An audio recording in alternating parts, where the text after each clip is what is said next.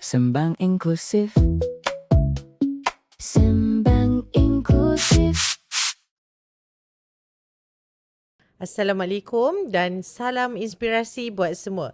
Bertemu kita pada pagi ini dalam sesi podcast Sembang Inklusif.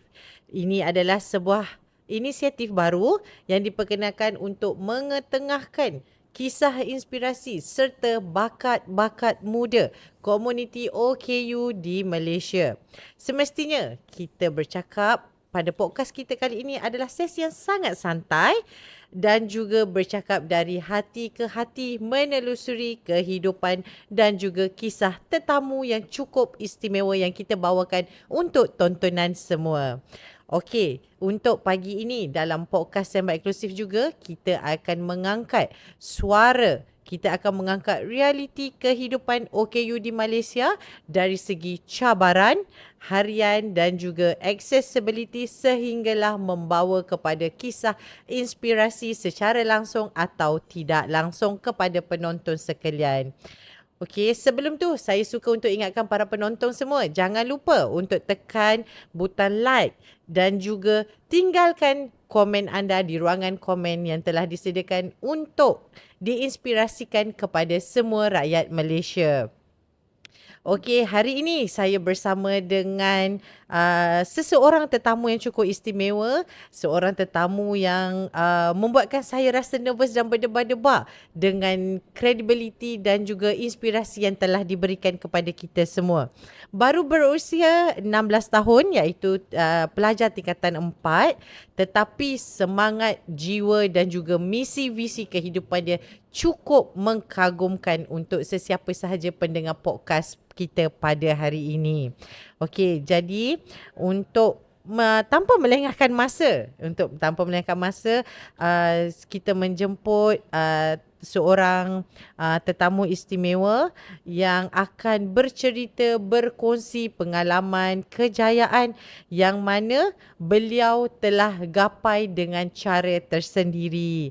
Tanpa membuang masa, saya akan memperkenalkan tetamu kita iaitu adik Aisyah Humairah binti Muhammad Syarizal, seorang pelajar dari SMK Pendidikan Khas Setapak. Selamat datang adik Aisyah. Terima kasih. So saya panggil adik Aisyah ya. Okey, kalau macam tu saya panggil akak-akak. Boleh. Itu lagi mesra. Itu lagilah kita akan rasa lagi dekat di hati. Okey. So, apa khabar hari ni? Sihat, Alhamdulillah. Sekolah okey? Sihat, okey je. Okey. Jadi, untuk hari ni, adakah ni pengalaman pertama adik menyertai podcast ataupun sebelum ni pernah diwawancara, di interview? Kalau wawancara interview tu banyak kali lah. Tapi kalau podcast khas untuk saya berkongsi kisah-kisah ke, tak pernah lagi. Oh, so ini kali pertama lah. Betul. Nervous tak? Berdebar. Nervous. Saya pun nervous juga ni nak interview adik ni. Okey. Saya difahamkan esok ada pertandingan catur. Ya, betul. Kat mana? Dekat SMK Wangsa Melawati. Pertandingan catur tu anda apa?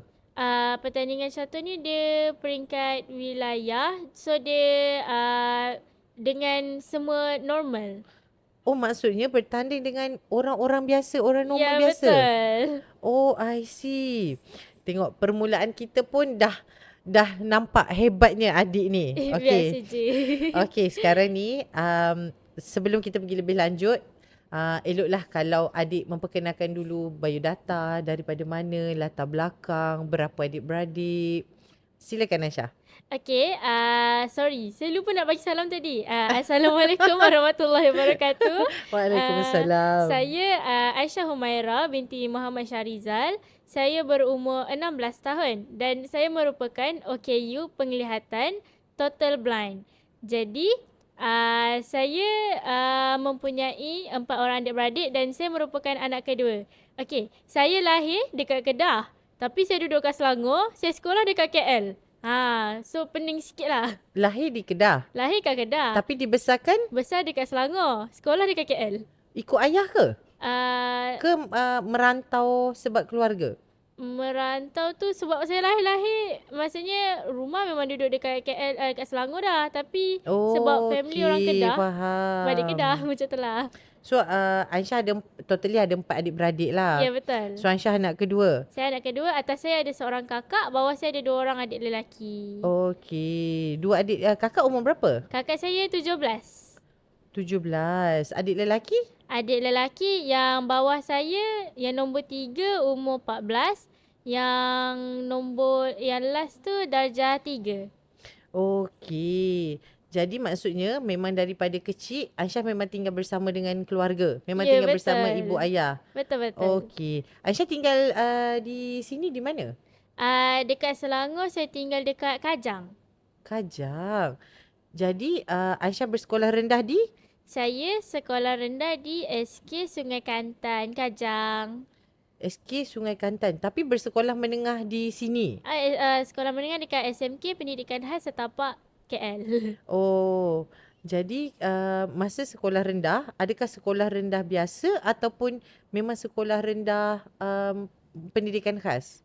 SK Sungai Kantan tu macam nama dia lah, dia bukan SKPK. So dia SK sekolah Sekolah biasa. kebangsaan biasa. Tapi kita orang dia ada program PPKI. Oh, faham. So saya belajar dekat PPKI. Tapi PPKI tu dia ada bahagian, dia ada 2 pula. Dia ada satu tu yang untuk masalah pembelajaran, yang tu memang dia ada syllabus dia orang sendirilah kan. Untuk PPKI punya syllabus. Tapi saya kan masalah pelihatan. Jadi saya ambil aliran perdana punya syllabus. Sebab yelah kami masih boleh belajar kan. Oh, maksudnya Aisyah bersekolah masa sekolah rendah memang aliran perdana biasa? Ya, betul. Tapi kelas asing lah. Cuma pembelajaran masih sama. Syllabus sama. Oh, okey. Jadi bagaimana Aisyah gambarkan diri Aisyah kalau saya bagi dari segi warna? Macam contoh warna biru mungkin kelembutan, warna merah mungkin Aisyah ni seorang yang garang. Jadi macam mana Aisyah menggambarkan diri Aisyah sekiranya diberi warna? Sekiranya diberi warna, Ya. okey, dah confirm warna tu saya tak boleh lihat, betul. Betul. Tapi dari segi kita tak dapat lihat, tapi kita ada telinga. So selalunya orang akan bercakap yang, oh aku sukalah lepak dekat laut sebab laut ni kalau biru cantik. So kita tahu warna biru ni satu warna ketenangan. So kita dapat meaning yang, oh ini warna ketenangan. Macam orang kata, kenapa dia bagi emoji love merah tu? Merah tu kenapa? Merah tu maksud dia mungkin lah ada kata maksud cinta, ada kata maksud Kasih garang, sayang. kasih sayang dan sebagainya. So dari segi orang bercakap kepada kita lah, kita boleh tahu something tu. Nak tunggu kita lihat memang sampai ke sudah lah tak tahu warna apa. Okey, jadi sekarang Aisyah gambarkan diri Aisyah dengan warna apa? Saya suka colour pink. Colour Tapi pink. saya suka soft pink. Saya tak suka pink terang-terang. Kenapa Aisyah suka pink? Sebab bagi saya pink Lembut. ni satu colour yang menunjukkan dia Feminine. soft. Okey. So tapi kalau pink terang tu dia macam dia menyerlah. So saya suka pink yang soft-soft tu sebenarnya macam Pink yang nampak. lembut lah. Okey, dari segi bunyi. Tadi kan Aisyah ada sebut ada orang kata kalau bunyi ombak, bunyi pantai ni adalah satu ketenangan. Ya, betul. Okey, jadi apa bunyi yang Aisyah rasa boleh menenangkan Aisyah? Bunyi ataupun bau, apa-apa sahaja yang Aisyah rasa bila Aisyah dengar ataupun bila Aisyah bau benda tu, itu adalah mendatangkan satu ketenangan pada Aisyah. Kalau saya bukan seorang yang terlalu nature yang suka dengan bunyi laut, bunyi hujan. Saya ni jenis seorang yang saya suka dengar bunyi, saya suka dengar lagu. Kalau saya macam free kan, saya suka buka lagu ke. Ataupun kalau bau ni, saya suka bau macam tadi saya describe, saya suka colour pink. So saya pun suka bau yang soft-soft. Jadi saya ada favourite, saya punya hobi lah. Saya suka beli perfume. So saya suka beli perfume yang macam-macam. Orang kata, oh perfume ni wangi, nanti saya try lah beli. Memang Aisyah beli sendiri ke ataupun bantuan ibu? Ibu yang tolong belikan? Selalunya kalau benda-benda perfume-perfume ni kan, bukan keperluan kan, jadi saya beli sendirilah. Kalau minta dengan ibu, ibu marah tak? Sebab macam dulu awal-awal marah lah. Tapi bila dah lama-lama dia macam tak apalah duit Aisyah sendiri kan belilah. So Aisyah menabung lah. Aisyah menabung duit sendiri Saya memang untuk suka. beli keperluan Aisyah. Selalunya kalau pergi ke macam tempat-tempat yang perfume macam tu, Aisyah akan pergi sendiri ataupun Aisyah akan bawa kakak ataupun bawa kawan-kawan? Okay, saya suka ajak kawan-kawan saya pergi, contohlah, jom pergi try perfume ni, jom pergi try perfume tu. Kadang-kadang perfume tu, kita tahulah macam kadang-kadang saya suka tengok perfume-perfume yang mahal tau. So saya macam, ini tak mampu pun. Tapi saja ambil bau Saja kan. ambil bau kan? Ambil bau tu pun dah cukup dah Dah orang cukup kata. dah menenangkan tu. Dia macam, dapat melepaskan. Mana tahu Aisyah satu hari nanti mampu untuk membeli Aisyah. Sekarang Ya, kita betul. mampu bau je dulu. Satu hari nanti kita tak tahu kan. Nanti Dapat rezeki. tester kertas tu pun saya dah bersyukur dah. Ya betul. Nanti esok dapat botol sendiri. Betul. Dapat pegang sendiri. Bila dah kerja, bila dah ada duit sendiri. Dah beli tentu sayang pula nak pakai kan. Tapi tak boleh Aisyah, kita kena pakai reward. Kita kata reward untuk diri sendiri. Kita dah kerja, dah penat-penat, dah dapat duit, reward untuk diri kita sendiri. Betul. Okay, so daripada Aisyah punya penceritaan apa semua, apa sebenarnya Aisyah punya hobi? Hobi saya kalau selaku perempuan, hobi saya memang saya suka shopping. Kalau bagi saya duit tu memang kejap je habis. Kejap je. Itu memang normal Aisyah. Dia Itu bukan ibarat Aisyah bank je. tu R&R. Dia singgah sekejap je. Itu sama Aisyah. Saya pun kalau gaji masuk sekejap je Aisyah. Lepas tu dia dah habis dah. Okay, so maksudnya Aisyah memang suka shopping. Selain shopping? Selain shopping, saya minat membaca. Sebab saya suka, tapi saya suka baca fakta-fakta. Saya minat sains. Actually saya sangat seorang minat sains. Tapi sebabkan keterbatasan penglihatan saya, so saya tak boleh sambung dalam bidang sains. Okay. Jadi saya sukalah baca benda-benda sains, suka tengok benda-benda sains. So kalau macam contoh Aisyah baca buku ni, Aha. kebanyakan buku tu Aisyah beli sendiri ataupun dapat sumbangan orang ataupun pinjam di perpustakaan ke macam mana? Kalau nak kata saya beli sendiri tu, habis duit saya nak beli buku Braille. Sebab satu buku Braille bukanlah macam Mahal lah Aisyah. mahal satu. Satu lagi, dia berjilid benda tu. Sebab macam, nampak dekat buku biasa, satu buku, satu naskah saja. Tapi bila ditukarkan ke dalam tulisan Braille, sebab tulisan Braille kita orang bukan ada font. Kecil-kecil ke sikit font ni, besar ke sikit font ni. Tak ada. Maksudnya dia standard? Standard je, dia memang standard seragam je semua. So dia Hmm. jadi besar dan banyak. Macam okeylah paling mudah kita kata Al-Quran. Al-Quran kita mungkin nampak orang biasa satu naskah saja. Betul. Tapi untuk kami, Al-Quran tu kita orang ada 6 jilid. Dan 6 jilid tu, satu-satu jilid tu tebal lah, dekat 2 inci, 3 inci tebal dia. Maksudnya 6 jilid Al-Quran tu bersamaan dengan satu naskah Al-Quran yang biasa? Ya, betul. Oh. Memang sangat tebal dan nak angkat tu satu kotak juga lah. Dia sebab dia punya font Braille tu dia tak boleh dikecilkan, Ya, dibesarkan. Dia memang betul. standard size sahajalah. Standard sahaja. Sebab Hmm. kalau dah besar kan nanti macam mana orang tu dia nak raba kan, nak membaca susah. Ambil masa lama lah. Okey. Aisyah selalu baca genre apa Aisyah? Fiction ke, jenis novel ke, bersiri ke, buku-buku tu Aisyah baca dari genre apa? Saya sebenarnya kalau bab-bab novel-novel ni kan, novel ni kan basically macam drama. Jadi kalau drama ni saya suka tengok drama betul-betul. Sebab yelah bila kita baca buku kita tak, dia dapat, mungkin ada orang dapat vibe. Tapi macam saya kurang sikit vibe kalau saya baca tu. Mungkin sambil-sambil baca tiba-tiba mengantuk kan.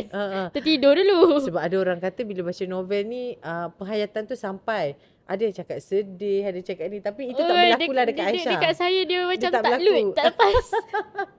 Jadi Aisyah kena tengok the real drama. Betul. Saya memang suka tengok dia drama. Walaupun drama tu banyak pergerakan fizikal, tapi tak apa, saya sanggup tengok. Saya sanggup cari mata orang lain untuk tolong tengokkan. So Aisyah dengar je lah. Aisyah akan tengok menghayati drama daripada skrip-skrip yang dibaca Ya, tu. betul. Tapi kalau macam like baca buku, betul saya suka baca buku-buku fiction. Mungkin kot berangan kot. Dia nampak fantasi. Kan kita boleh menggambarkan macam mana keadaan tu. So kalau macam contoh dari segi buku, Aisyah ada pergi ke macam pesta buku ataupun mungkin family jenis yang memang suka beli buku mak ayah ke macam mana? Actually, family saya ni memang minat sangat membaca. Semua? Mostly semualah. Semua betul. Adik-beradik yang lain pun sama? Adik-beradik saya lain pun semua memang suka baca. Jadi, antaranya lah, kita orang suka pergi pesta buku yang Bibit Wolf kot, tak silap saya. Yang kita yang beli pakai kotak tu. Ya. Masa kita sumbat lah banyak-banyak kan. Kadang-kadang tu Ah. sumbat tu, memang macam nak buat strategi. Sebab yang tu saya pun pergi dekat Mid Valley. Wah. Yang tu saya suka sebab kita bayar kotak je. Lepas tu kita betul. boleh letak buku banyak-banyak Pasal sampailah nanti kotak mulalah tu ambil penuh. buku kecil-kecil kan. Betul. So maksudnya memang Aisyah ada mini library juga ke di Ada kat rumah kat memang rumah. ada mini library. Okey. Oh, lepas tu kan, di samping kita orang suka pergi beli sendiri tu kan, kita orang suka juga sebab rumah saya ni dekat dengan perpustakaan UKM. UKM ni dia ada, saya tak pasti ada satu musim yang dia orang akan let go buku ataupun sepanjang masa dia orang ada memang ada let go buku. Di let go maksud Aisyah tu macam mana? Dia let go tu Dia memang bagi free. ya, dia bagi free dan kita pergi ambil je lah. Oh, nak buku apa ambil je lah. Tapi dia ada kawasan limit dia lah. Dia Macam macam mana dapat info tu? Sebab saya pun sekitar Kajang. Rumah saya pun dekat je sebenarnya. Actually, tapi sebab- saya tak tahu. sebab mak saya student UKM. Oh, patutlah. Sebab tu lah. Dan saya memang hampir hari-hari lah kita orang pergi UKM tu kalau saya duduk rumah. Okey. Maksudnya UKM dia memang ada buat yang ada let go buku, so memang boleh pergi ambil. Jadi daripada situlah Aisyah akan ada boleh wujudkan mini library di rumah. Ya, adik-beradik saya lah. Saya tak adalah mana ada let go buku braille. Okey. Tapi buku tu pun berbaloi untuk saya, berbaloi lah sebab yelah buku perpustakaan ni bukan semua buku yang telah dibaca. Kadang-kadang buku kita ambil tu kadang-kadang memang tahu tak baca lagi pun. Oh, So- maksudnya buku tu memang buku yang masih elok lah. Ya, buku memang buku elok. Cuma mungkin sebab dah sampai waktu untuk pelupusan mereka, so dia orang perlu lupuskan. Tapi instead of dia buang, baik dia bagi orang kan.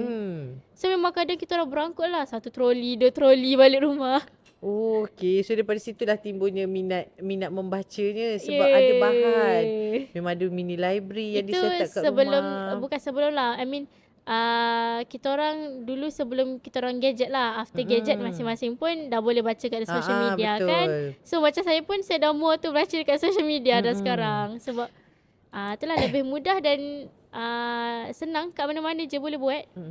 Aisyah, saya nak tanya, Aisyah punya penglihatan, Ya. adakah sejak lahir ataupun ada kisah di sebalik kehilangan panca indera penglihatan?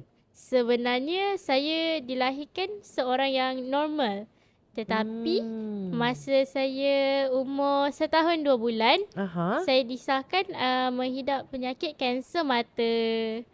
Jadi, 1 tahun 2 bulan? 1 tahun 2 Macam mana bulan. detect tu Aisyah? Ada tak mak Aisyah bercerita yang Aisyah boleh kongsi dengan kita semua hari ni? Oh, cerita dia, detect dia tu macam ni je. Saya ni dulu mata saya juling. Juling, lepas tu bila saya jalan tu kan, contoh ada kursi kat depan tu, saya main langgar je. Saya tak nampak benda tu. Dan masa bawa pergi hospital tu, mak saya ingatkan saya juling je lah kan. Tiba-tiba time tu masa jadi tu dekat Alostar, masa terdetik dia orang nak check tu dekat Alostar. Time tu kebetulan kita orang balik kampung. Dan time tu kita orang pergi hospital, satu hospital swasta ni lah kan. Jadi time tu hospital tu dia memang ada pakar mata. Lepas tu doktor tu kata saya tak boleh buat kes ni, kena refer ke hospital besar kat Alostar Sultan Nabhayah tu lah kan. Lepas tu orang kata lah, kenapa doktor pakar tapi kenapa tak boleh buat, kenapa kena refer dekat hospital Sultan Nabhayah? Ada specialist dekat situ juga ke kan? Lepas tu dia kata, oh tak ada, Sultan Nabhayah pun tak ada specialist. Tapi kita orang dia nak hantar saya ke situ supaya Sultan Nabhayah ni boleh hantar saya ke HKL. Sebab dia kata hanya HKL saja yang boleh buat kes ni. Maksudnya daripada Kedah, ditransfer kes Aisyah ni ke HKL? Ya, betul. Dan masa tu parents saya macam hairan lah sebab bila doktor tanya, doktor kata tak ada apa-apa, dia tak nak bagi tahulah kenapa apa jadi dekat saya kan. Dan tu mak saya kebetulan memang kita orang kan memang menetap dekat Selangor. Dan KL tu memang area memang kita orang pergi je kan. Jadi time tu mak saya kata lah, kenapa nak bawa sampai sana? Kalau nak buat sampai sana, baik mak saya bawa balik sendiri kan, daripada instead of nak naik ambulans pergi betul, ni kan. betul. Baik parents saya drive sebab yelah adik-beradik saya ada lagi kan tinggal macam mana yang lain tu kan. Jadi masa tu doktor tu kata boleh nak bawa sendiri tapi kena cepat. Hari ini juga dia tak nak hari lain. Maksudnya memang Tapi waktu tu doktor tak cakap kenapa? tak ada. Dia just buat surat referral letter tapi dia tak bagi buka surat tu. Dia kata tak boleh buka sampai dekat HKL, bagi dekat HKL. Jangan buka. Oh. Jadi mak saya pun sebagai seorang yang beramanah, jadi dia pun bawa lah kita orang ni pergi HKL. Lepas tu Maksudnya buka-buka. tak naik ambulans lah Aisyah? Tak, kita orang naik kereta sendiri. Oh, okay. And then lepas tu sampai HKL, barulah doktor HKL bagi tahu yang saya ni ada kanser mata. Dan masa tu kanser mata saya dah teruk. Which is mata kiri saya, tak silap saya dah kiri macam kanser mata. Kita tak guna stage 1, stage 2, stage 3. Kita guna A, B, C, D, E. So E tu paling teruk lah. Jadi masa tu mata kiri saya dah E, mata kanan saya dah D. So memang dah critical basically. Dan time tu saya tak sure atas faktor apa, tapi kita orang memang buat rawatan dululah. Saya kemoterapi semua tu. Seawal usia 1 tahun. Maksudnya Aisyah dah pergi kepada kemoterapi semua. Ya, betul. Time tu saya tak berapa, biasalah memori budak-budak kan. Saya pun tak berapa ingat sangat. Tapi saya ingatlah momen saya berada di hospital, momen saya kena kemo tu, rasa sakit dia macam mana. Dan saya buang mata saya, tak silap saya lah, kiri 4 tahun, kanan 5 tahun. Oh, maksudnya pembedahan yang berasingan? Ya, pembedahan yang berasingan. Masa yang tarikh, saya tak ingat tarikh, tapi kebetulan masa tu yang MH370 hilang tu kan. Hari yang sama saya operate buang mata kiri saya, mata kanan saya, which is mata Maksudnya yang terakhir saya. buang anak mata ke? Bukan buang anak mata. Kalau kanser, kita tak boleh buang anak mata sebab yang kena kanser tu ialah berbola mata. Jadi kalau dia buang anak mata sama dengan tak ada apa-apa lah kan.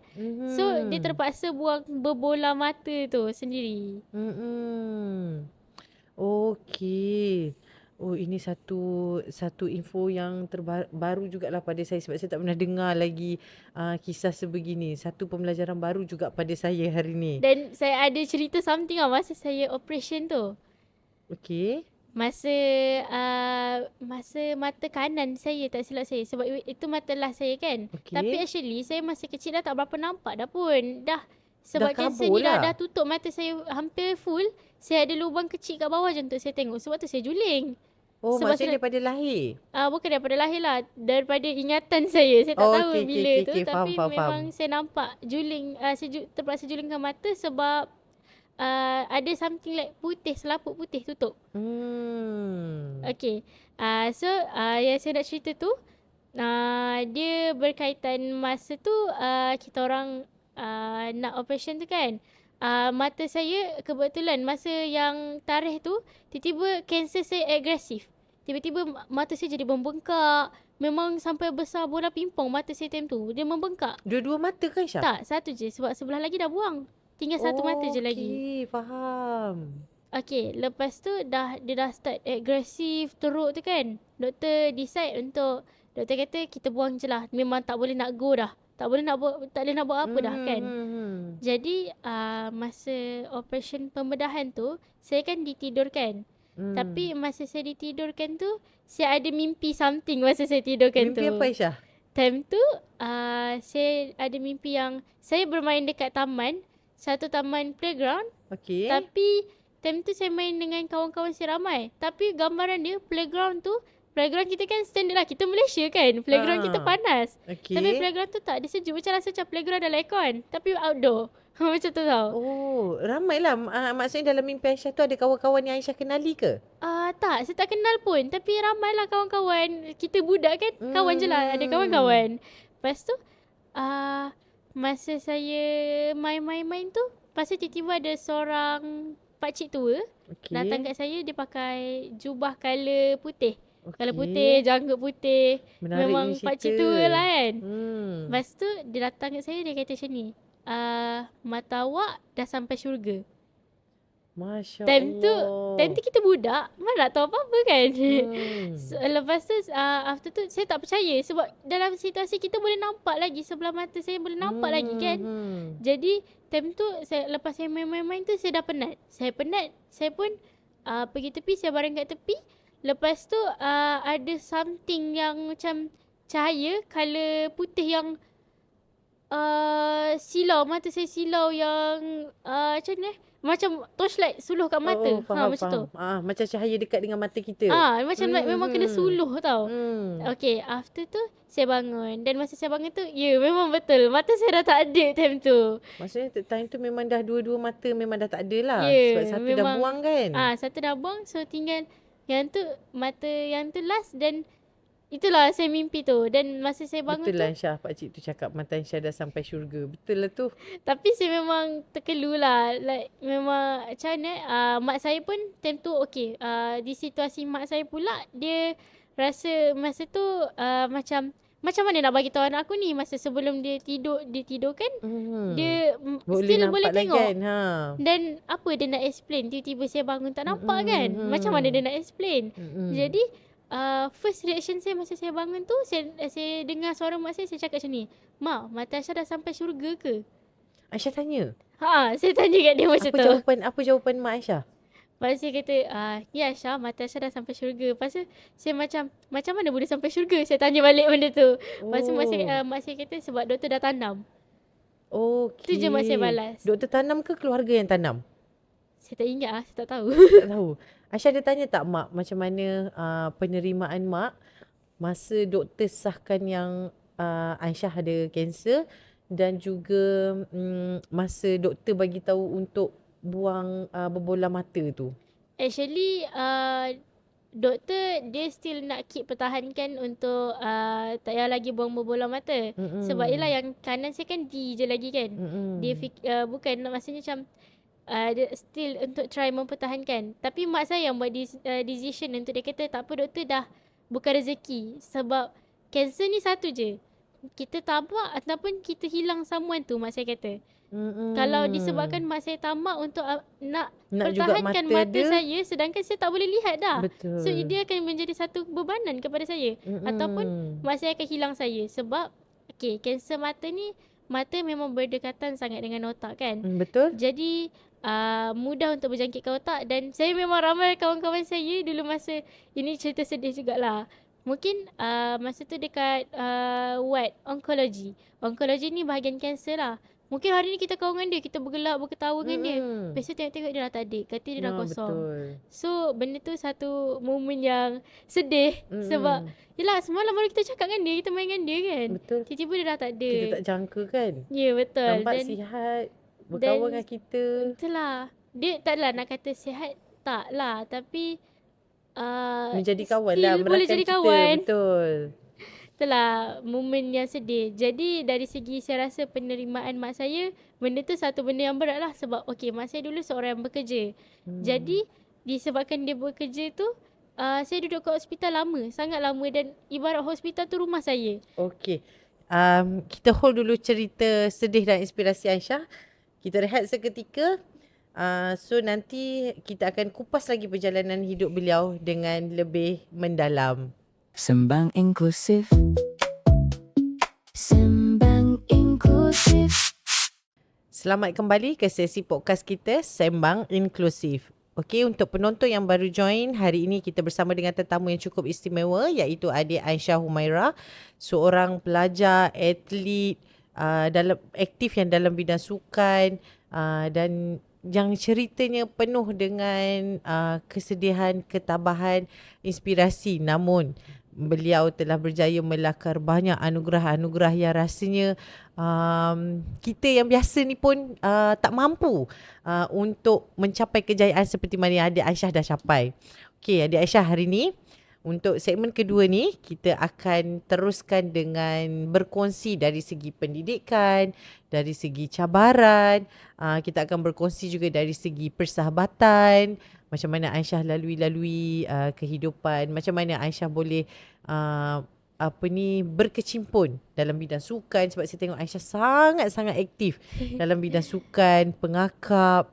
Okey, jadi pada tahun 2025 Aisyah telah dinobatkan dengan beberapa anugerah yang saya rasa wow, memang sangat-sangat mengkagumkan saya lah sebagai insan normal. Bila saya tengok Aisyah, saya rasa kerdilnya saya ni usia 16 tahun tak ada pencapaian sehebat ni. Sangat-sangat cukup kagum. Aisyah dah dapat anugerah Hari Kanak-Kanak 2025. Aisyah dapat juga anugerah Nilam Kebangsaan 2025. Dalam masa yang sama, Aisyah ada juga Parasukma Sarawak untuk catur. Yang tu Aisyah dapat naib johan, betul kan? Ya, betul. Okey. Ada juga kejohanan para renang. Itu saya dapat makluman adalah rekod Malaysia. Ya, betul. Boleh Aisyah ceritakan macam mana Aisyah boleh ceburi bidang-bidang sukan ni? Siapa yang mendorong Aisyah? Okay, kita starting dia dengan saya main sukan ni. Sebenarnya first sukan saya main berenang. Jadi berenang ni actually saya ni masa awal-awal dulu seorang yang penakut air. Yelah, kita ni tak nampak kan. Kena campak pula dalam kolam. Kalau lemas siapa nak selamat kan. So jadi masa tu family saya suka pergi kolam, suka berenang dekat sama tempat lagi dekat UKM. So dekat situ family saya suka berenang, tapi saya hanya duduk dekat kolam budak-budak je. Sebab saya tak nak pergi tempat dalam sebab saya takut. Saya tak pandai berenang. Sedangkan kakak dengan Adik-beradik saya lain pandai? dah pandai berenang dan diorang dah join kelas berenang. Diorang memang ambil kelas berenang memang lah. ayah daftarkan ke?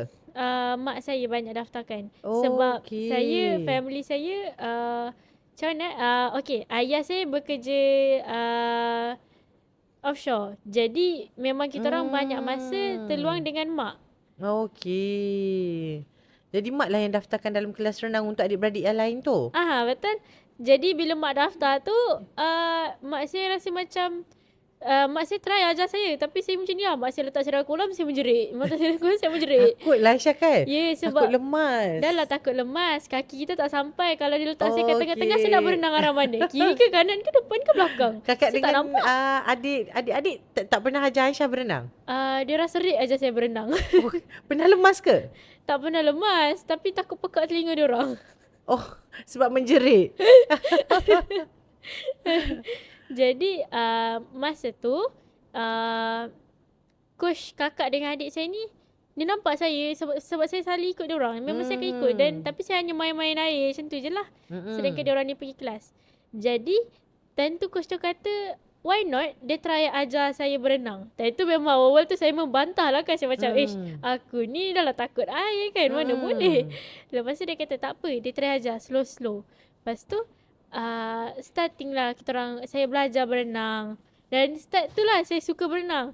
Awal tu tak suka pun sebab yelah adalah kolam tu open, burn tau. Lama tak ambil masa Aisyah nak belajar berenang? Sebab daripada Lama. awal Aisyah cakap Aisyah memang tak pandai berenang. Sangat lama. Sangat lama. Berapa tahun Aisyah? Untuk saya water confident sahaja 2 tahun saya water confident. Okey. Sebab saya itulah tak confident, tak rasa kalau masa saya dah time tu dah pandai berenang, still tak confident. Macam mana kita tak boleh agak kolam. Betul. Sebab kita tak nampak saya kan tak boleh tengok kedalaman tu macam mana, keluasan kolam tu. Ya, betul.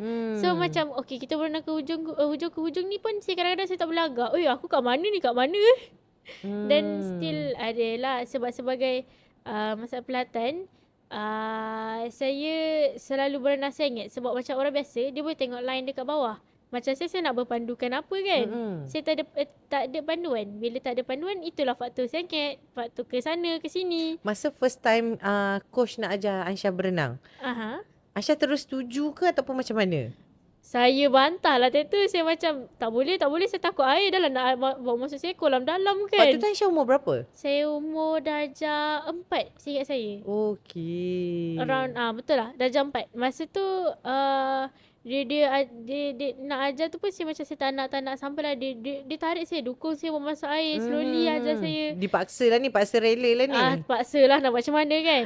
Dia start ajar, kalau awak dalam air awak tak sampai kaki, awak lompat je, lompat sampailah rasa benda tu ke kan. Kalau kolam rendah lah, bukan kolam rendah, maksudnya kolam yang boleh dicapai kaki lagi lah kan. Jadi dia start ajar bubbling dari segi pernafasan. Sebab yelah berenang ni penting pernafasan kan. Jadi lepas start belajar semua tu, kakak dengan adik saya start masuk competition. Dia start masuk lawan MSSS time tu. Untuk renang? Untuk berenang. Sebab sukan berenang ni dia tak ada lawan peringkat daerah, terus lawan negeri. Fast track lah kiranya. Jadi adik dengan kakak saya lawan MSSS. Time tu kakak saya je kot, adik saya belum lagi. Tapi time tu saya tak boleh nak join lah kan. Sebab saya dah lah slow dah satu. Satu lagi tak confident. Tiada keberanian tu. Lepas tu sampai saya bila after PKP. After PKP, coach tu kata dia nak bagi saya dekat Negeri Selangor. Maksudnya Persatuan Berenang Masa tu Negeri dah bertahun-tahun lah kiranya training renang tu. Sebab kakak dengan adik saya kan nak masuk competition. Bila dia nak masuk competition, dia kena berinklusif yang hari-hari punya. Jadi saya pun terjebak sekali lah jadinya. Dia sebab parents saya memang mak saya dia macam kalau kakak dengan adik buat, Aisyah kena buat sekali. Aisyah tak boleh tak sama. Maksudnya layanan tu Sama rata lah. Sama rata je. Kalau kakak dengan adik buat kerja rumah, Aisyah pun kena Aisyah buat. pun kena buat juga. Tak boleh tak buat. Kalau kena marah sama-sama je, kena marah juga. Macam mana Aisyah kekalkan konsisten dalam renang, dalam catur? Sebab saya tengok Aisyah pun ada menang anugerah Naib Johan untuk catur individu. Yang macam permainan catur apa semua. Macam mana Aisyah kekalkan konsistensi tu? Konsistensi ni memang benda paling sakit lah untuk kita buat kan. Jadi dia ibarat ni apa ni nama dia? Dia untuk kita buat macam selalu orang kata lah, ilmu tanpa amal ibarat pokok tanpa buah. Itulah. Sama juga. Semua benda kalau tak kita tak amalkan benda tu, kita tak ada istiqamah untuk teruskan benda tu, memang tak akan berjaya. Kan? Sama belajar ke apa-apa, whatever. Even baby nak berjalan pun dia kena bertatih banyak kali. Lama. Itu baru proses berjalan. Jadi dalam saya punya ni, untuk saya konsisten tu perkara susah. Tapi sebab saya macam mana, saya ada sokongan daripada ibu bapa. Mak saya memang awal tu memang tak rela lah kita nak buat kan. Dah lah. Saya macam okay, masa saya berenang saya form 1. Masa saya form 1, time tu saya under Negeri Selangor. Jadi training saya masa tu hari-hari. Dan masa tu rumah saya dekat Bangi. Jadi Aisyah training di UKM? Tak, saya training dekat Shah Alam. Jauhnya. Kolam pada Shah Alam. Dan saya di SMK Pendidikan Setapak, saya asrama.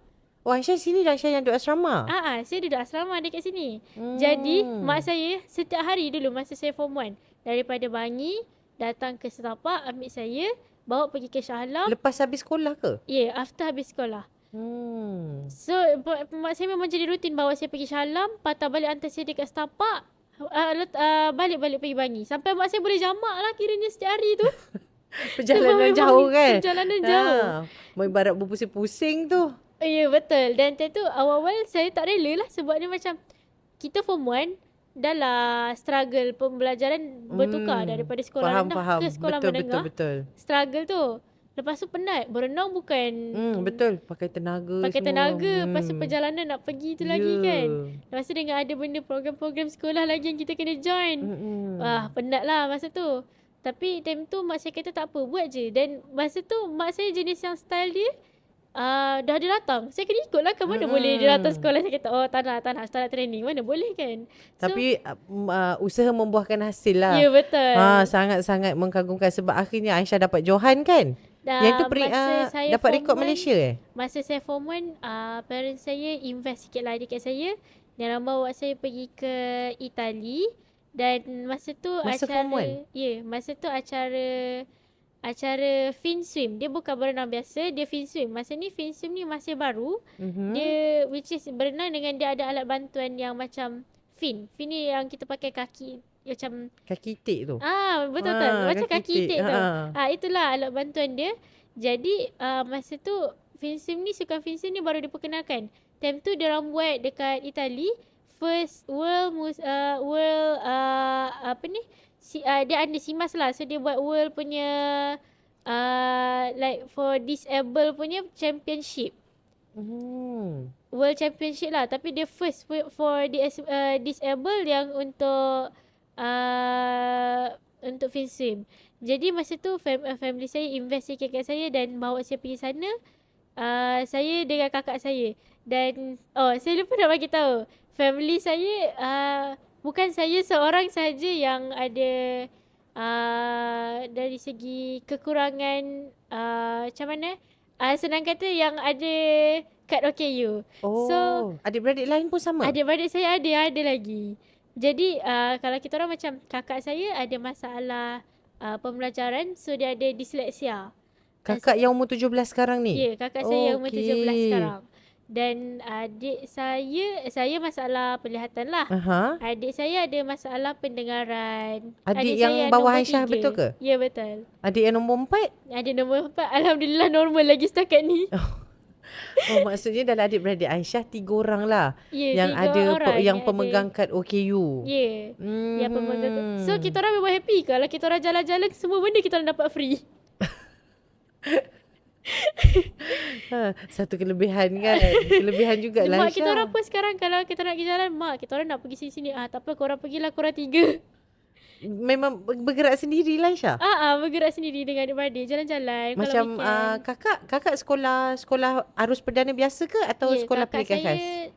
Sebelum ni kakak saya sekolah di Sekolah Sains Tengku Seputra dekat sekolah sains. Dekat pandai. Murid disleksia memang pandai. Macam ni pencipta phone pertama. Betul? Dia kan disleksia. Tu betul. Tapi dia pandai. Ya. So saya rasa orang disleksia ni saya rasa dia bukan kekurangan lah. Saya rasa dia macam kelebihan lah. Ya, betul. Kita boleh tukar orang tak lepas ni. nampak kan. Kakak saya dekat situ.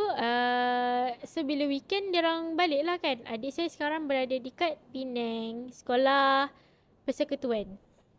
Sekolah pekat lah. Tapi actually adik saya pun ada cerita juga. Adik saya ni dia bukan pekat dari lahir. Dan dia bukan pekat yang tak boleh bercakap terus tu. Adik saya ni actually dulu normal. Sama je. Sama macam Aisyah lah. Lepas tu ada berlaku tragedi sedikit lah semasa di kampung. Which is masa tu diorang mandi kolam ikan, terjun kolam ikan. Saya ada kebun. Dalam kebun situ ada kolam ikan. So diorang terjun kolam ikan. Lepas tu entah macam mana ada kayu terkena dekat dia punya betul-betul tepi mata, dekat tepi belah sini. Jadi alhamdulillah kena dekat tepi tu. Siap baik tak kena kat mata. Kalau betul? Tak dua-dua orang okey je belatan. Jadi masa tu fikir awal-awal okey. Sampailah kita orang bawa dia pergi saja. Time tu adalah berlaku juga sedikit. Semasa operation tu dia ada tertinggal serpihan kayu tu sedikit dalam tu. Jadi bila dah tertinggal memang menggelembung lah kan. Jadi bila bawa balik check tu memang ada serpihan. Dan doktor tu doktor ENT. So dia tentu dia macam dia nak minta maaf lah. So dia offer buat yang ear test tu kan. Test memang adik saya ada problem pendengaran. Tapi problem dia hanya sedikit, mild je. Dia hanya tak dengar dekat 50 Hz.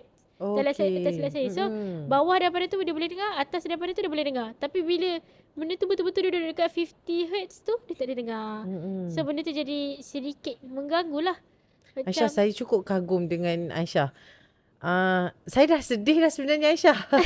Tapi Aisyah boleh bercerita kisah adik-beradik, kisah sendiri dengan selamba, dengan borak-borak santai. Ya Allah, kuatnya Aisyah. Ibu Aisyah lagilah saya salute.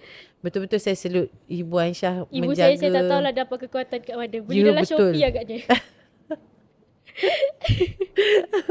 Itu memang betul Aisyah. Sebab saya pun seorang ibu. Ya Allah, saya cukup memahamilah dengan ujian 3 anaknya. Tapi betul-betul anak syurga lah. Betul lah Aisyah kan. Alhamdulillah lah kita orang okey lah. Sebab macam dari segi kakak saya pula okey, macam saya tak nampak. Adik saya tak dengar 50 Hz tadi saya kata kan. So dia ada sedikit keterbatasan tapi sikit je. So maksudnya kalau kita borak biasa-biasa ni dia dengar je Aisyah? Dengar je. Cuma kita orang ambil kat OKU bukanlah, maksudnya mohon untuk ambil kad tu. Yelah, sebab dia layak dan maksudnya ada peluang untuk dia buat something. Dia mudah lah kan. Sebab yelah kita tak tahu tiba-tiba masa depan dia macam mana ke kan. Kita tak tahu dia makin teruk atau makin elok. Sebab benda tu macam saya dulu awal-awal juling je kan. Tiba-tiba dah tak nampak terus. Aisyah, untuk Aisyah punya kejayaan-kejayaan ni, macam mana Aisyah bagikan masa Aisyah nak pergi training catur, macam mana Aisyah pergi swimming yang hari-hari yang Aisyah cerita mak datang ambil tu kan. Macam mana Aisyah bagikan dengan akademik? Untuk Sebab saya, akademik Aisyah kalau macam dari segi PBD, markah apa semua ni pun macam cemerlang juga. Macam mana tak adalah. Aisyah Saya biasa je. macam mana Aisyah bagikan masa? Bahagikan masa ni satu benda yang mungkin nampak susah, tapi bila kita dah kena buat je lah kan. Okay, saya duduk asrama, jadi memang kita ada waktu prep. Waktu prep ni memang lumrah prep memang kena study. Memang peraturan prep untuk study kan. Jadi waktu prep ni saya gunakanlah untuk study. Sebab saya pun ada problem juga. Problem saya keluar je tempat prep tu, saya tak nak study lah. Saya macam sadaqallahul azim, tutup buku. Maksudnya vibe study tu hanya waktu tu saja. Betul. Waktu lain Dia dah tak ada. masuk dorm tu saya rasa macam aku nak buat benda lain. Aku tak nak buat ni. So disebabkan benda tu saya tahu saya jenis yang saya tak suka baca. Bukan tak suka baca, macam mana? Saya tak ada kerajinan untuk baca. Saya suka tapi saya tak ada kerajinan untuk baca. Aisyah ada study group ke? Ataupun Aisyah study sendiri je, sorang-sorang? Biasalah study group ni datang bila nak exam je. Kalau tak memang seorang je lah. Kalau tak, saya pun tak study.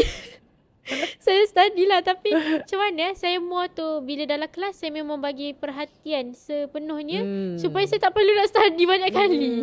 Maksudnya betul-betul fokus waktu cikgu mengajar tu. Memang serap lah. Memang serap je, simpan kat otak. Supaya bila macam kawan tanya, oi ni macam mana, at least kita tak payah nak buka buku 3 kali cari. Sebab at least kita dah ingat macam, oh okay aku tahu ni macam ni. Macam tu lah. So kalau free time selalu Aisyah buat apa dengan kawan-kawan? Free time, biasalah asrama kita orang bersembang-sembang, buat rutin harian biasa macam cuci baju ke, iron baju, kemas-kemas ke kan. Dan selebihnya tu penuh dengan aktiviti asrama macam pergi surau.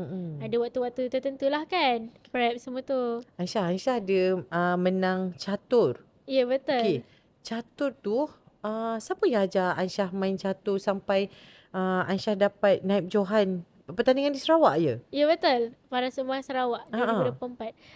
Actually chess ni pun panjang juga cerita dia. Aisyah pendekkan, kongsikan dengan kami. Okay, cerita dia pendek cerita macam ni. Masa tu tahun 2024 ni, saya ni memang zero knowledge about chess. Saya tak tahu, saya tak minat. Saya jenis orang hyper. So saya tak boleh tengok chess ni, kita kena fokus lama. Tengok benda tu, fikir, kira dia. Nak buat apa, kau nak buat apa, macam tu lah kan. Saya tak boleh duduk lama. Saya ada, tak tahulah problem apa kan. So, masa 2024 tu, saya nak pergi Parak Suma. Sebenarnya lah, plan asal nak pergi berenang.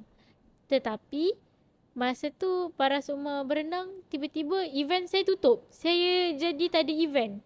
Dah tak ada event, takkanlah saya macam saya macam dah alah, nak buat apa event tutup.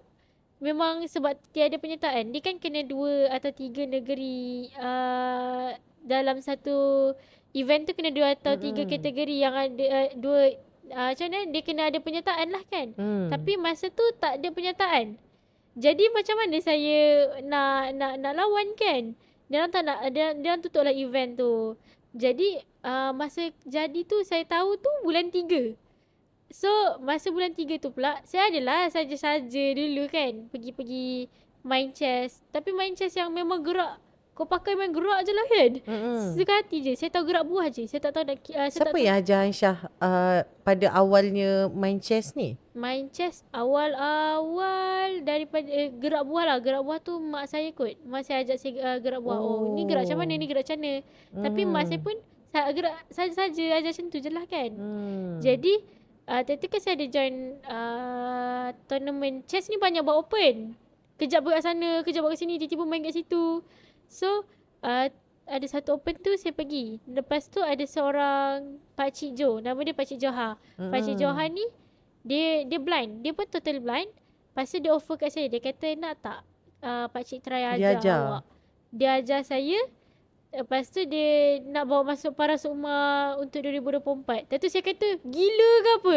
Dah lah dah bulan 3. Parak Sukma bulan 7 kot, tak silap saya. 7 atau 8. Saya tak berapa nak ingat lah kan. Okey, Aisyah, kita simpan sekejap cerita Aisyah. Kita Okey. stop sekejap. Kita minum-minum air, chill-chill, minum kopi dulu sekejap. Nanti kita akan sambung lagi. Okey. Aisyah simpan tau. Nanti kita sambung. Saya simpan. Okey. Simpan. Cantik. Sembang inklusif. Sembang inklusif. Welcome back. Anda masih lagi bersama saya dalam Sembang Inklusif bersama adik Aisyah Humaira. Kita dah kongsi banyak dah perjalanan, inspirasi, pengalaman, cerita-cerita. Ada cerita sedih, ada momen gembira, ada momen yang buat kita tergamam bila kita dengar kisah adik Aisyah Humaira. Okey, untuk segmen sekarang ni kita akan kupas lebih lanjut mengenai penulisan. Jangan terkejut ya, adik Aisyah ni juga selain hebat dalam bidang akademik, dalam bidang sukan, atlet, dia juga merupakan seorang penulis. Tapi adik Aisyah, sebelum kita pergi ke pasal dunia penulisan, kita sambung sikit je lagi pasal catur. Sebab kita dah janji dengan penonton untuk kita sambung. Kita simpan tadi tu. Ya, jadi kita kena sambung sedikit saja. Teruskan untuk cerita catur tadi. Okey, untuk cerita chess tadi tu, cerita dia macam ni, ringkas katalah. Sebelum pergi Parasukma tu, saya belajar 3 bulan saja daripada saya reti gerak buah sampai saya reti susun plan semua. Okey, pergi 3 bulan. After 3 bulan training, saya pergi Parasukma. Dan target saya time tu hanyalah saya nak bantu teammate saya ni sebab kita ada main yang berkumpulan. Jadi saya nak bantu teammate saya ni untuk naik je. Saya tak ada target untuk individu pun. Dan alhamdulillah rezeki time tu saya dapat 3 pingat perak, which is satu tu ialah individu dalam klasikal. Dalam Klasikal tempoh 3 bulan tu saja Aisyah training. Ya, dalam tempoh 3 bulan tu. Tapi 3 bulan tu jangan ceritalah macam mana saya training tu. Saya kagum lah Aisyah sebab saya yang celik ni pun saya tak pandai main benda tu. Saya tak pandai main chess. Mungkin akak ada kelebihan lain tu.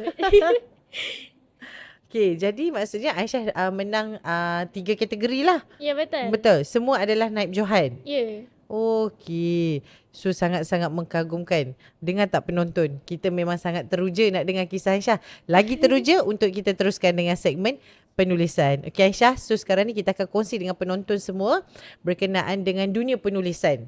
Okey. Baik. Saya tertanya-tanya macam mana timbulnya inspirasi untuk menulis. Aisyah ada tulis satu buku yang diberi nama Cahaya dari Syurga. Ya, betul. Okey, macam mana Aisyah boleh terjebak dengan bidang penulisan buku? Saya terjebak dengan penulisan buku ni pun actually sebab mak saya juga. Semua dorong dengan mak. Mak saya dia macam Baguslah mak Aisyah, dia memang betul-betul encourage anak superhero. dia. Ya betul, superhero. So actually dulu saya ni sama, saya saya tak suka, saya bukanlah more tu seorang yang ulat buku sangat, tak.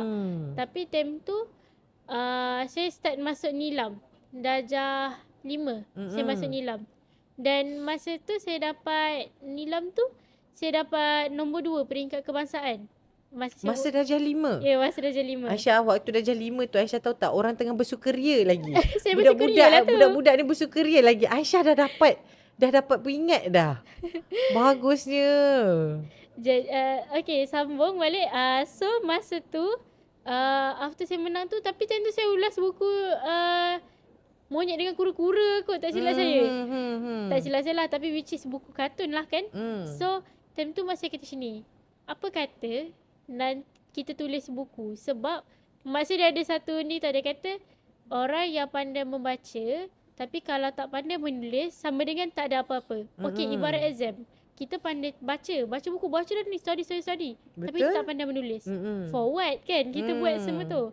Jadi mak saya kata macam tu. Jadi mak saya ajak saya untuk menulis. Dan tentu saya macam, Ma, macam mana saya nak tulis? Nak tulis pakai apa kan? Nah, lepas tu mak saya kata, time tu saya ada satu alat, nama dia Orbit Reader. Orbit Reader ni, Orbit Reader. Okey. Orbit Reader ni dia satu alat, ni macam, okey, konsep dia sama macam mesin Braille, versi portable. Mesin Braille ni mesin untuk keluarkan titik-titik Braille. Yelah, sebab kita orang tak ada pensel. Dia macam mesin type ke Aisyah? Dia punya rupa sama macam typewriter. Okey. Cuma double bising daripada tu. Sebab dia cucuk kertas. Kalau typewriter tu macam cucuk tu kan. Betul. Yang ni dia cucuk kertas, so dia jadi lagi bising sedikit lah. So tapi Orbit ni dia macam braille kita pakai kertas untuk tulis. Orbit dia pakai SD card. Oh. So benda tu dia jadi saya kata macam ni lah.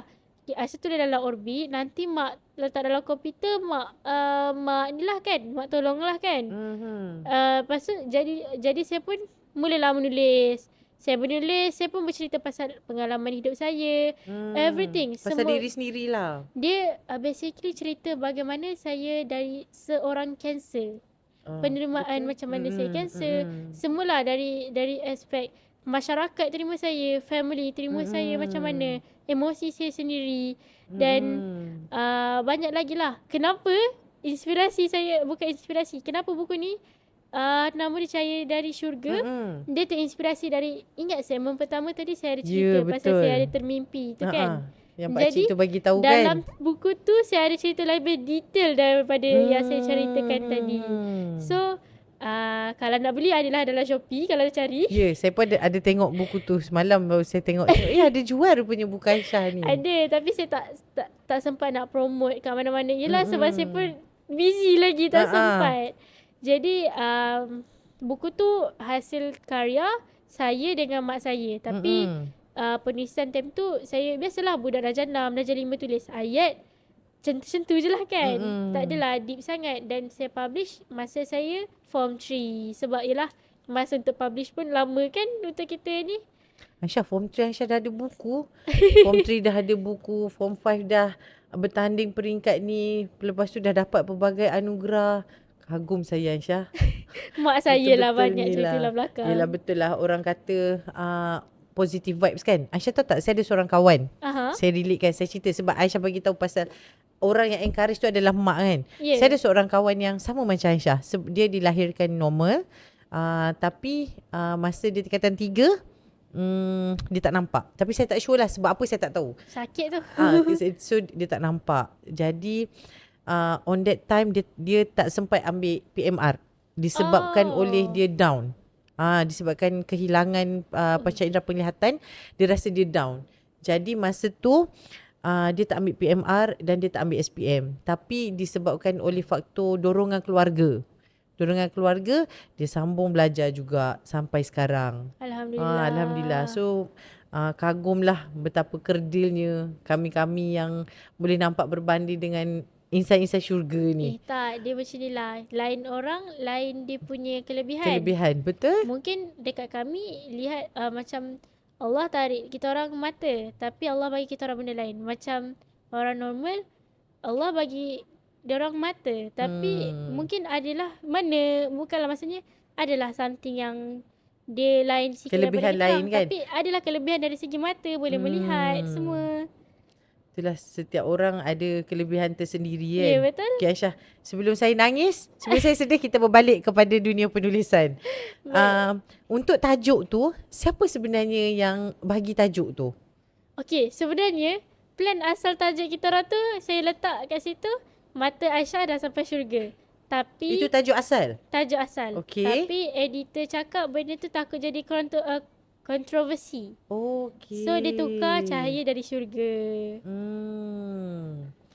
Okey, jadi sekarang ni macam mana Aisyah rasa penerimaan orang terhadap buku Aisyah tu?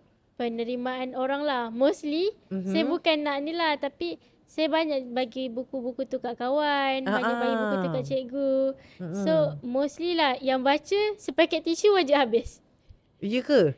Sedih Aisyah, saya dengar cerita Aisyah hari ni yang sekejap kita punya podcast ni pun lah saya dah betul-betul tersentuh hati. Apatah lagi bila kita baca. Macam Aisyah cakap, dalam buku adalah lagi detail. Ya, betul. Penceritaan Aisyah lagi Tapi detail. Tapi basically lah, saya just dalam buku tu saya motif saya ialah saya nak bagi inspirasi kepada orang supaya sebab saya membesar di hospital yang saya tahu ramai orang tak ada pendedahan yang macam anak aku sakit kena buang mata, tak boleh nak juga mata, membentangkan mata. So saya tak nak benda tu berlaku yang kita kena bagi pendidikan masyarakat yang walaupun kadang-kadang ada satu masyarakat ni yang tak tahulah, memang mindset dia orang kot. Dia orang lihat orang, okay you ni seorang yang I don't know nak cakap apa, tapi bahasa jahat dia hina lah. Macam, oh kau, saya pernah dapat ini benda paling, dia sakit tapi boleh lah.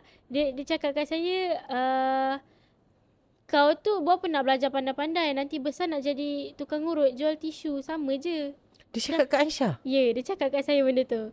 Dan time tu saya budak, saya macam kenapa nak cakap macam tu dekat saya kan. Betul. Which is walaupun nampak orang lain tu dia urut kaki ke, dia jual tisu ke, dia tak tahu dia nak urut tu pun dia kena ambil kursus. Betul. Sebab bila saya dah besar saya baru tahu nak urut bukan senang-senang nak urut kan. Aisyah, ini cerita kawan saya. Kawan saya dia ambil TVET. Kawan saya cerita tadi. Aha. Dia ambil TVET dan dia convo yang terapis lah sekarang. Oh. Dan dia bekerja dengan USM. Wow, University of USM. Science. Ya. Betul lah Aisyah cakap. Bukan sesimpel yang orang nampak. Ya, betul. Ha. Walaupun nampak dia macam level dia memang orang kata kau kerja apa tukang urut. Memang nampak orang kata macam tukang urut je ke, itu pergi mana-mana pun ada je ramai je orang urut kan. Tapi untuk orang tu urut, dia perlu ada teknik, dia perlu belajar, dia perlu tahu, dia ada skill dia. Dan mana baik kita, bukanlah mana baik, maksudnya memang tak bagus untuk kita. Betul lah. Kita tak boleh memperendahkan judge dia. orang sebab benda ni pun datang daripada Allah kan. Betul tak? Betul. Kita pun tak minta untuk jadi macam ni. Betul. Siapa yang nak kan? Ada Betul. ke orang, mana ada orang kalau tanya nak ke pulangkan balik mata tu kepada Allah, tak ada orang nak. Tak ada orang yang sanggup kata dia nak, kecuali orang tu memang terlalu baik tak tahu turun daripada mana tu. Tapi benda tu semua orang sama, walaupun mungkin bukan kehilangan mata, kehilangan macam-macam. Mungkin Betul. dia kehilangan dari segi kawan ke, kawan pun still kehilangan. Betul. Tapi itulah, tak ada orang nak rasa kehilangan. Apatah lagi benda yang besar kan. Jadi inilah yang Aisyah luahkan dalam penulisan Aisyah. Ya. Inilah yang Aisyah ceritakan dalam buku Aisyah. Betul. Aisyah, saya ada baca satu frasa dalam buku Aisyah. Aha. Saat tertutup indera pandangan mata, dia cerahkan kesantunan jiwa sebaik hati. Yeah. Apa yang sebenarnya Aisyah cuba sampaikan dalam buku The tu? meaning of tu, macam saya kata tadi, tak semestinya dengan Allah tarik satu kekurangan, Allah bagi kita satu kekurangan, tapi bukan dia tarik semua. Dia akan bagi lain, dia akan bayar balik dengan benda lain. Sebab itulah mungkin dalam ayat tu saya nak cuba cakap yang walaupun Allah tutup mata saya, Allah tarik mata saya, tapi Allah bagi saya keterangan dari segi hati. Maksudnya macam Betul. keterangan dari hati ni memang kita tak boleh nampak, tapi kita rasa. Sedih saya Aisyah. Kalau kira yes. sedih, saya pun sedih lah. Tapi benda tu kita kena terima Satu kan. keinsafan kan. Tapi betul lah Aisyah. Macam Allah tarik mata Aisyah. Tapi kejayaan-kejayaan yang Aisyah capai sekarang ni, bukan semua kanak-kanak yang berusia 16 tahun boleh capai. Betul. Ini pun pengalaman saya sendiri. Saya pun pernah menjadi kanak-kanak. Di usia 16 tahun, saya tak ada apa-apa Aisyah. Saya tak adalah dapat anugerah macam yang Aisyah capai sekarang. Itu satu kebanggaan. Saya pun seorang ibu. For sure Aisyah punya mak pun akan bangga tengok dengan kejayaan-kejayaan Aisyah sekarang. Okay, dalam buku tu juga Aisyah bercerita sangat detail. Aisyah bercerita mengenai cabaran yang Aisyah hadapi, cabaran dengan kawan-kawan, cabaran macam mana Aisyah nak menyelusuri kehidupan sebagai OKU. Ya, betul. Okay, apa hasrat Aisyah selepas orang membaca buku Aisyah tu? Apa yang Aisyah harapkan?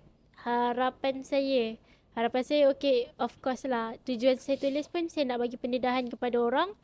Dan harapan saya dan semestinya saya nak orang tahu yang jangan kau lihat dia kurang, jangan kau hina dia. Sebab kadang-kadang dia tu boleh buat more better than you. Macam Betul. tu lah.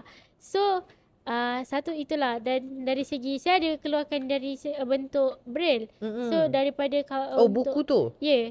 Dalam bentuk penulisan braille. Jadi saya nak supaya bila orang yang masalah penglihatan ke, saya tak kisah masalah maksudnya kekurangan apa sekalipun, bila dia baca dia tahu yang keterbatasan dia bukan dekat situ saja. Dia Betul. boleh pergi lagi jauh Betul. daripada tu. Dia boleh cabar sebenarnya diri dia.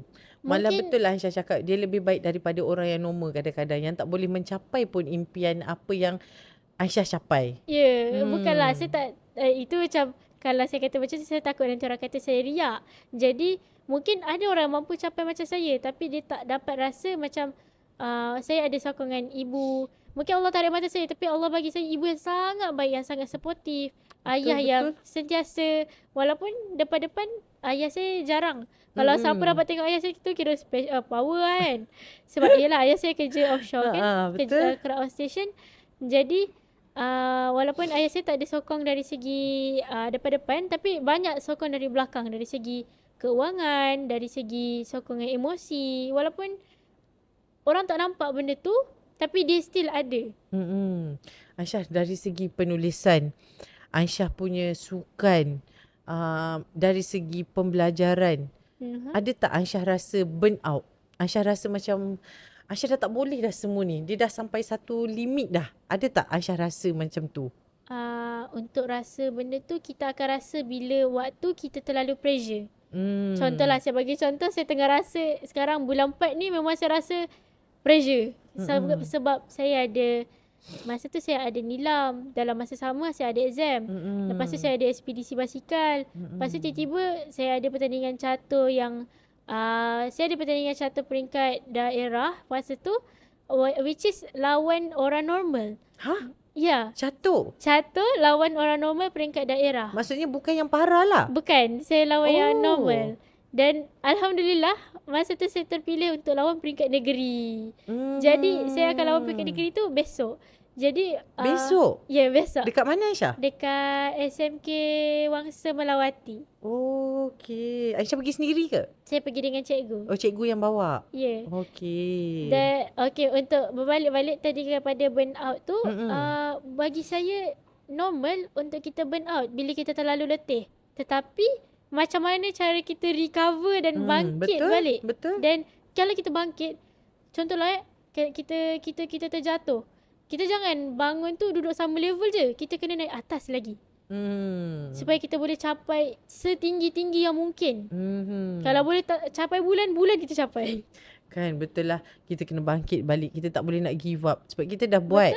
So kita teruskan sampai akhir. Sampai kita puas hati. Betul. Bukan kita give up setengah jalan. Aisyah, dari segi penulisan buku, berapa lama Aisyah ambil masa untuk siapkan satu buku tu? Berapa lama? Siapkan satu buku tu setahun. Lepas tu setahun tu tinggal macam tu je sebab terlalu busy.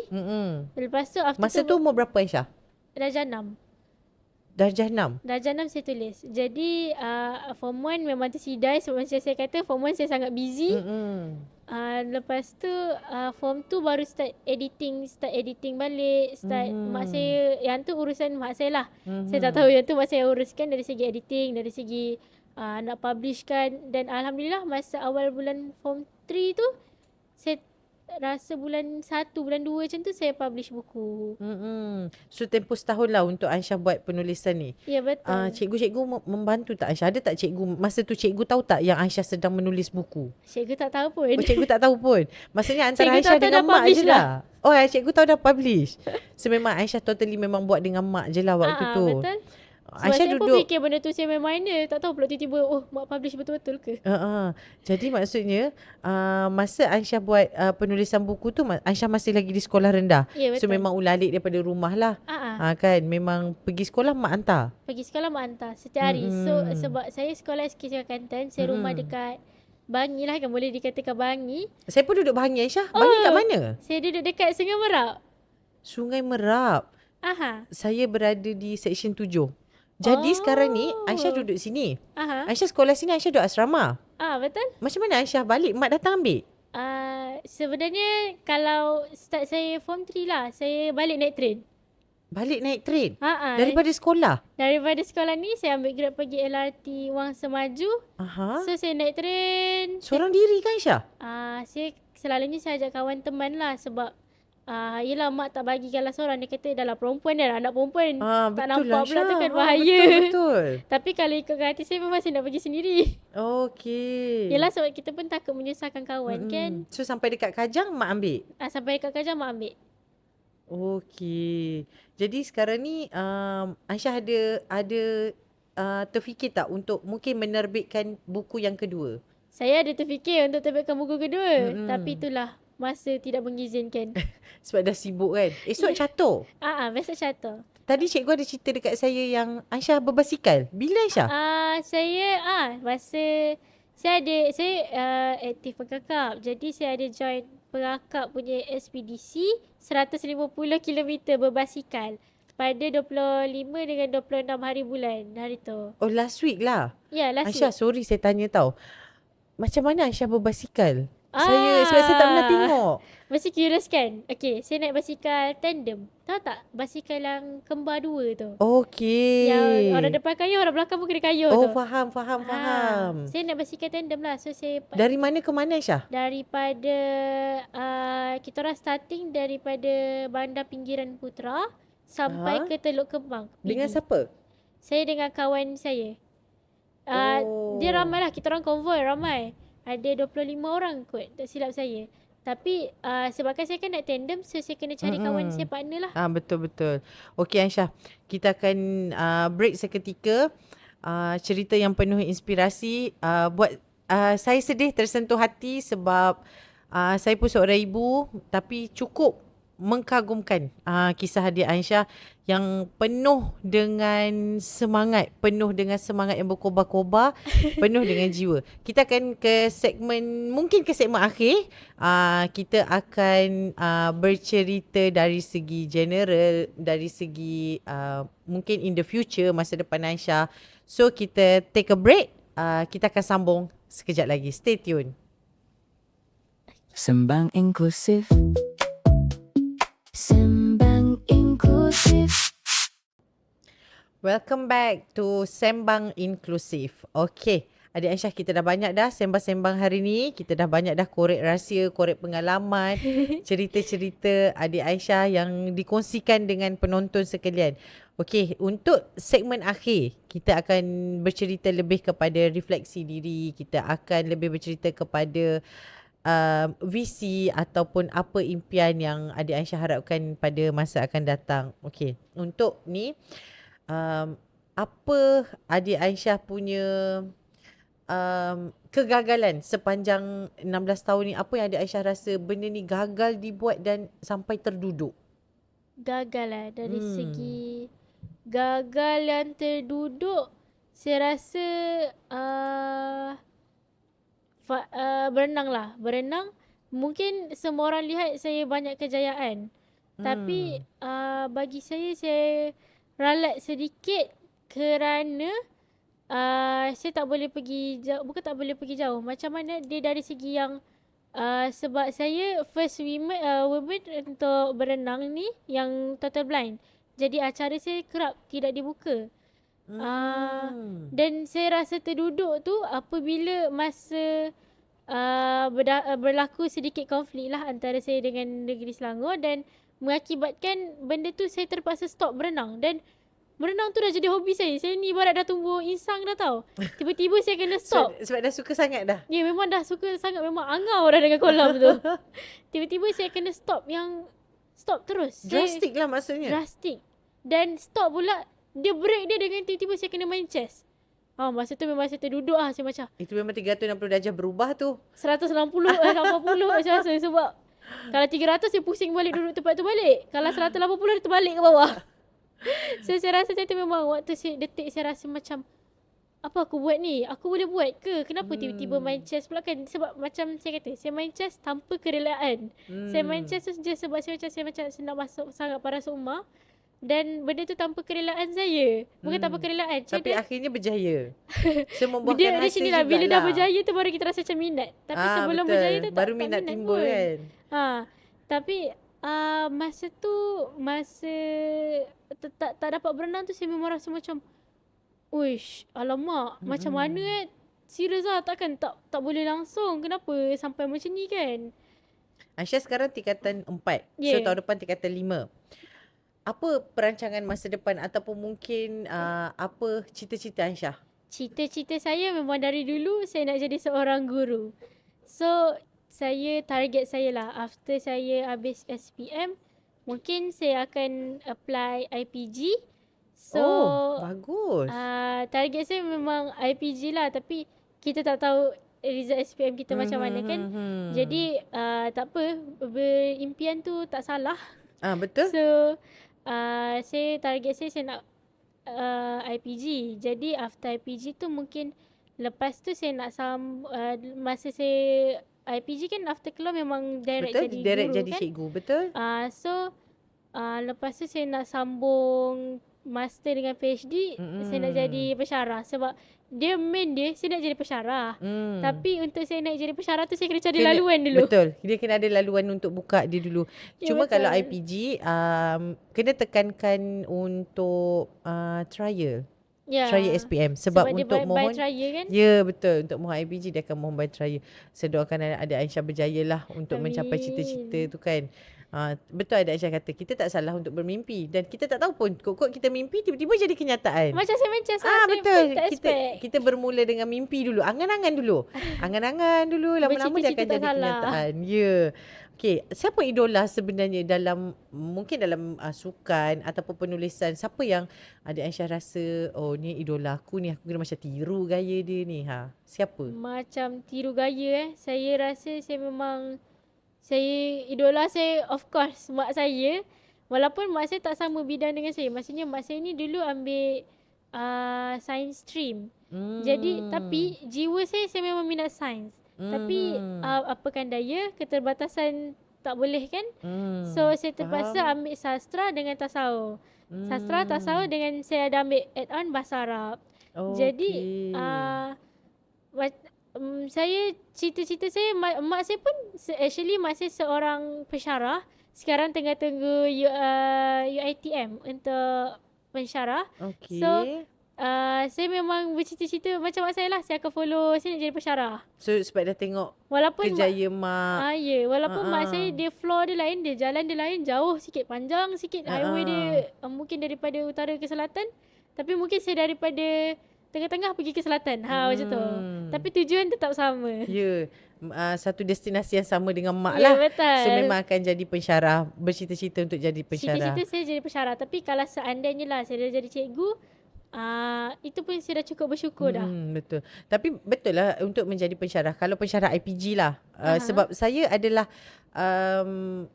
staff daripada kaki tangan IPG Islam Bangi. Dekat dengan rumah Aisyah. Sangat dekat. Saya boleh sangat kaya dekat. basikal pergi situ. Jadi saya bekerja di IPG sebelum saya masuk ke Perpustakaan Negara. Memang untuk menjadi pensyarah IPG memang laluan dia adalah guru.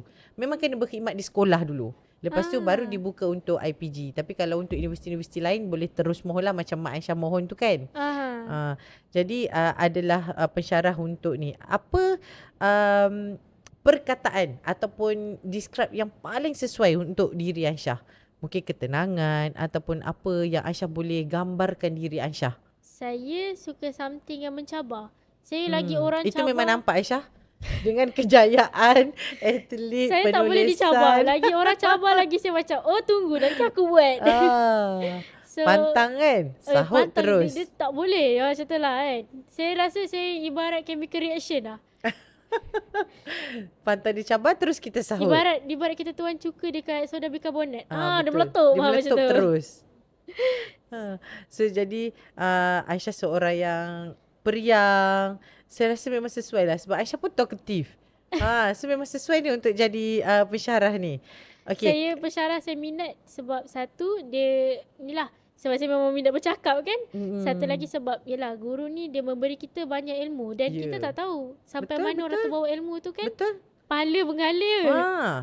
Kan mengalir je pahala Even tu. bukan guru secara komersial daripada depan pun. Betul. Tapi kalau kita ajar orang still. Still kita dapat kan pahala yang berterusan. Ya, betul. Okey, apa lagi impian untuk dalam sekolah maksud saya sampai tingkatan 5 ni kan. Apa lagi impian yang Aisyah rasa Aisyah belum capai lagi impian ni? Apa lagi yang boleh capai? Saya target saya masih tak boleh capai. Saya nak dapat top 1 dalam batch. Dapat apa? Top 1. Top 1.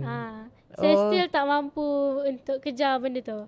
Okey. Tapi itulah cita-cita saya untuk saya rasa InsyaAllah adik Aisyah ada lagi setahun setengah ni. Betul. At least kalau saya tak dapat top 1 tu SPM, saya kata kalau ni saya memang nak duduk-duduk dekat-dekat je dengan diorang. Kan betul lah. Absorb je apa ilmu diorang. Betul. Apa dalam kepala diorang kita sedut vacuum. Kita sedut je semua supaya kita boleh cemerlang dalam SPM. Yeah, kadang-kadang kita tengok orang yang bermain-main, orang yang bersantai-santai, walhal itulah kejayaan SPM dia. Betul. Dia akan lagi berjaya. Betul. Saya ada Ah. seorang kawan ni, dia suka tidur dalam kelas. Tapi dia bangun-bangun dia pandai Masa dia tidur dia absorb semua. Saya tak tahu dia fikir buat semua apa. benda. Makan apa pun saya tak tahu. Okay. Adik Aisyah, sebelum kita akhiri kita punya podcast ni, apa yang Aisyah cuba sampaikan kepada masyarakat Malaysia mengenai OKU? Satu, saya nak sampaikan kepada masyarakat about OKU ni, tolong jangan pandang rendah kepada OKU. Sebab saya sangat rasa lah benda tu. Sebab saya banyak kali, bukan hanya sekali yang dikatakan macam tu, banyak kali even kadang-kadang orang terdekat lagilah kita terasa kan. Dan satulah, bila nampak orang OKU tu dalam kesusahan ke, kita, sebab saya perasan lah, saya bukan banyak travel, saya adalah travel ke negara lain. Dan negara lain sangatlah mesra OKU. Dari segi fasiliti diorang, dari segi orang diorang sendiri kan. Berlainan dengan Malaysia yang kita memang kata, oh kita ada fasiliti OKU, banyak fasiliti OKU. Tapi kadang-kadang fasiliti OKU tu sendiri, dia tak begitu accessible pun untuk OKU. Banyak perkara yang tak accessible pun kadang-kadang untuk OKU. Jadi sebagai masyarakat, saya harap orang dapat membantulah kelompok kecil kami ni. Mungkin tak banyak tapi ada, dan kami masih sebahagian daripada masyarakat. So itulah, saya rasa jangan pandang rendah. Dan jangan rasa kita sentiasa lihat kita lebih daripada diorang, sedangkan mungkin diorang kekurangan tapi diorang ada kelebihan diorang sendiri. Betul lah. Dan pesanan saya daripada saya sendirilah, ini bukan dari segi bentuk macam mana ke, ini untuk orang lah kan. Mungkin nampak orang tu, bukan nampak macam mana, saya ada satu kata-kata yang saya selalu berpegang. Dia macam ni, kita kena jadi macam diamond. Diamond ni, walaupun dia diamond ni batu biasa saja, tapi sebab dia kena tekanan yang tinggi, mengakibatkan dia jadi keras dan sangat mahal. Macam tu juga dengan kita. Kalau tanpa tekanan, kita tak akan mampu berjaya menjadi yang baik. Tanpa tekanan tu tak boleh. Samalah juga dengan macam contoh kita, even kehidupan seharian kita nak minum air pun, kita memerlukan benda tu, tekanan udara kan, untuk air tu keluar daripada botol tu. So semua so kata-kata yang saya nak cakap, kita kena jadi macam diamond. Jangan give up. Sebab tekanan tu, dia mengakibatkan kita jadi lebih bagus daripada tu. Tekanan tu yang push diri kita untuk kita terus berjaya. Betul. Kan, dia akan push diri kita. Baiklah, penonton semua dan juga adik, saya rasa kita dah sampai ke penghujung podcast kita. Melihat Aisyah pada hari ini, saya belajar satu erti kehidupan. Mungkin kita semua penonton yang melihat podcast ni belajar untuk menjadi inspirasi dan tidak memandang rendah kepada orang lain, especially macam kelompok kecil OKU yang Aisyah maksudkan. Walau macam mana pun, kita hidup dalam satu masyarakat, kita hidup di bumi, dan ke mana kita adalah kembali kepada pencipta juga akhirnya. Jadi untuk itu, terima kasih Aisyah kerana sudi berkongsi kisah, berkongsi pandangan, berkongsi Aisyah punya menyelusuri kehidupan, Aisyah punya kata-kata semangat yang memberi inspirasi kepada kita semua. Mendengar perjalanan adik Aisyah juga merupakan tokoh kanak-kanak OKU yang telah dinobatkan, dan juga tokoh Nilam Pendidikan Kebangsaan 2025. Adalah satu cabaran dan juga inspirasi yang terbesar. Okay, baiklah, kita akan stop kita punya podcast kita pada hari ini.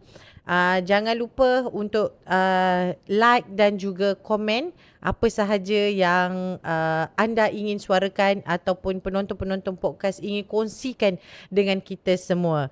Jumpa lagi dalam episod akan datang. Assalamualaikum dan salam inspirasi. Sembang inklusif. Sembang inklusif.